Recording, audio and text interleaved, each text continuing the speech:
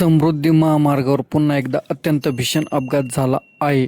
जालन्याजवळ भरधाव ट्रकने उभ्या पिकअप वाहनाला जोरात धडक दिली आणि या अपघातात 7 महिला कामगारांचा जागीच मृत्यू झाला आहे, तर 9 महिला गंभीर जखमी झाल्या आहेत. या महिला दिवसभर महामार्गावर काम करून घरी जाण्यासाठी वाहनात बसल्या होत्या.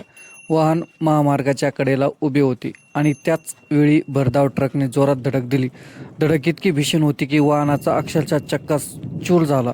जखमी महिलांना तातडीने जालना जिल्हा रुग्णालयात दाखल करण्यात आले असून काहींना छत्रपती संभाजीनगरच्या घाटी रुग्णालयात हलवण्यात आले आहे. सर्वात धक्कादायक बाब म्हणजे महिनाभरात समृद्धी महामार्गावर काम करणाऱ्या कामगारांचा हा दुसरा मोठा अपघात आहे. त्यामुळे कामगारांच्या सुरक्षेचा प्रश्न पडला आहे.